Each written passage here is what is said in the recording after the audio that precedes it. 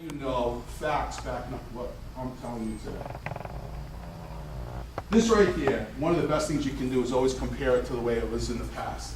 This is federal spending as a percentage of GDP. So the reason why you want to do it as a percentage of gross domestic product is because otherwise we'll always say we won't be able to do that change in dollars. So what you see here is going back to 1912, we spent only 2% of the GDP on our federal government. 2012 is 24%. And climbing. That's dangerous territory when you spend such a large percentage of your gross domestic product on government services. When you look at this slide, what's in blue is what you have control over. What you have in red is what is controlled yearly.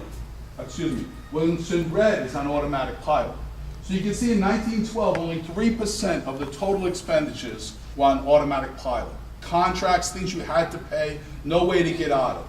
You can adjust your budget. 97% of your budget, we can make executive decisions on how to cut expenses, increase revenue. In 2012, look what happens now. 67% of our budget is on automatic pilot. The day we open up, October 1st of every new year, 67% of our budget is controlled, already locked in for years to come. We can't lower that unless we make drastic changes. All we can control is the 33%. This is dangerous territory, and it's worse now than it was 5 years when I spoke to you. It's still going in the wrong direction because we have this leadership deficit. This right here, the reason why I give you this slide, if you take the whole federal government budget, it's broken up into categories. There's a few things I want to show you here.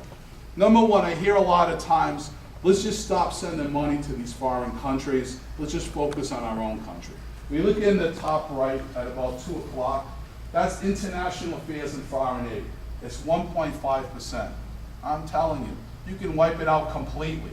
That's not going to solve our problem. We can reduce it, or we should reduce part of it, but there's a lot more that comes to it. But that's not going to solve our problem. Look at the other things. Medicare is the one that's constantly growing, which is choking us as a country. And that's the one that's really probably going to cripple us in the end. National Defense, I'm the chairman of the audit committee for the Department of Defense. I just got reappointed by Secretary Panetta for another 5 years. You know, we have a huge amount that we spend in defense. There's probably many areas that can get cut there. And I try to tell people, so if you just look at some things, look at Europe. We still have military members in France, as an example, in a base in France. I don't think we really need to protect France from any catastrophe right now. They probably can take care of themselves.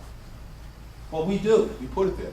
There's one in Italy, and I always use Italy as an example because my family comes from Italy. I've seen the bases, and now I know why we have it. And I don't think it's really for strategic purposes. It's like the best restaurants all around, beautiful views. I want to go there and serve on that base for a year or so I can stay in Italy and go check out the area. So there's some things we really don't need to do. We do not have to be the international police department for the world, and we should start looking at some of these things.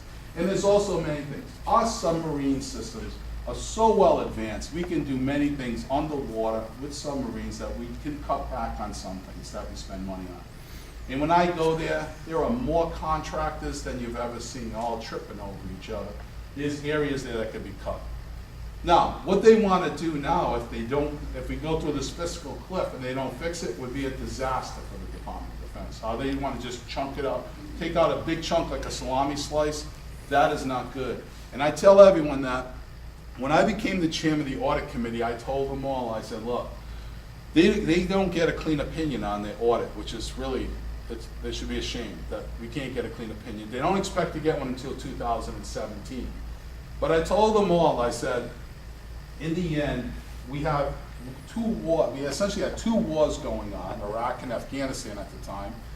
And you got all these people all over the world that would take care, including humanitarian aid and other issues.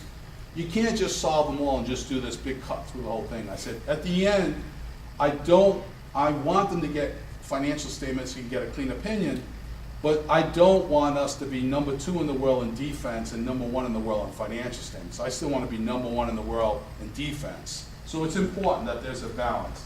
And we do have a command and control structure that they can implement change, and they need to. So there's many areas where we can cut expenses in this, and we need to focus on that, and we don't. And for all of you, no matter who you are, who wants to blame the Republicans, who wants to blame the Democrats, look at this slide. The black line is the revenue. The other lines are the expenses. Red, Republican, blue, Democrat. So pretty much everyone has spent more money than they took in. So everyone's to blame. We cannot pick one. If you look at this early one back in 1942, that one's important, because that was World War II.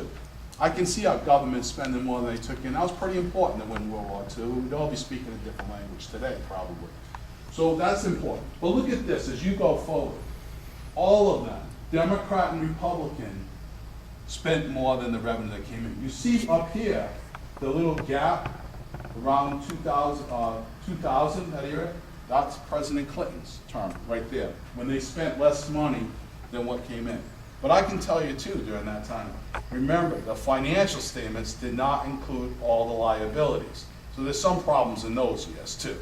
So they're all to blame. Every single one of them, all to blame, spending more money than they take in.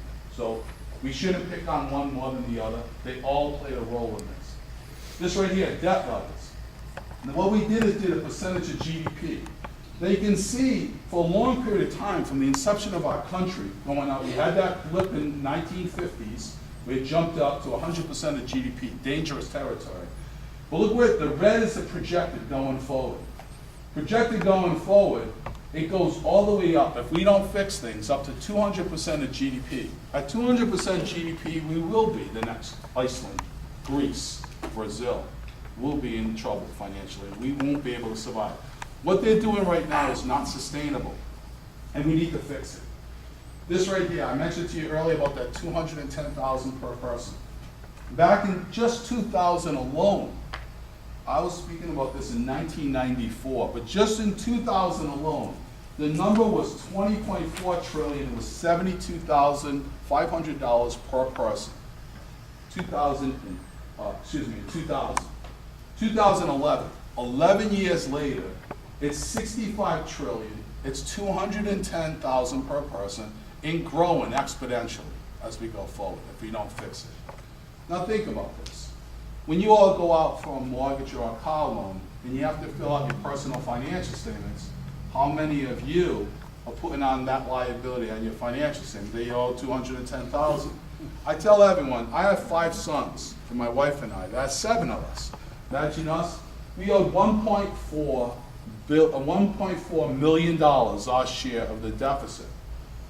I'm very proud of my boys. One of them got married in July, and I'm like, $212,000, move to his. I said, now I know why these elected officials want to pass it off to the other generation. Nice to knock off $212,000 without paying the bill. But what a shame that is, that they're taking on this debt. And that's what's happening. There's another thing we do, we put out, if you get a chance and you ever want to, you can just Google Come Back America.